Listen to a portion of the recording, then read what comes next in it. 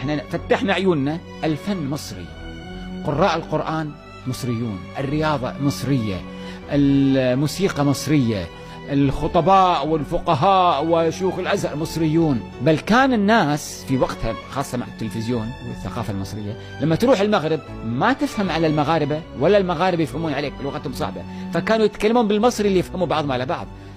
مصر رائدة إلى الآن في العالم العربي أدبا ونقدا وخطابة وفي كثير من الميادين حتى في العلوم الطبيعية. يقولون في العامي يا داخل مصر منك ألف. الله. إن كنت عبقري ترى قدامك ألف عبقري، إن كنت شاعر قدامك ألف شاعر، إن كنت شيخ قدامك ألف شيخ. مصر سماها يوسف خزائن الأرض، اجعلني على خزائن الأرض. في خزائن الأرض في العلم والمعرفة والريادة والأدب والشعر والفلوس والمال. شعب عشري، عشرة، يحترم العشرة، يرحب بالوافد، كأنك تعيش معهم من زمان.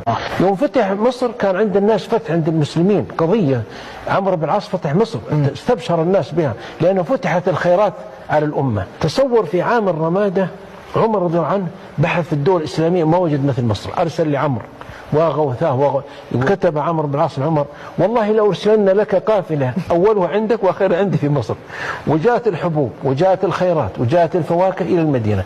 المصري تدخل إلى قلبه مباشرة، أمة حضارة يعني. في بورسعيد على الساحل نمشي كذا، أتى وقت الغد يمكن 2 معنا 3 آخرين، فقلنا لأحد المارة والله لا نعرفه ولا يعرفنا، وقفنا قلنا يا أخ تعرف أن مطعم أسماك جيد؟ قال لي أعرف.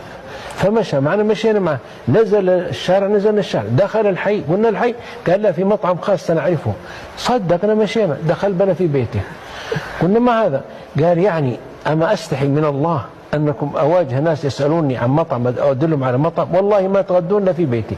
هذا من الشارع. طبعا لا فيهم الكرم فعلا وفيهم قبول الآخر، ولا تجد نفسك غريبا في مصر جدا.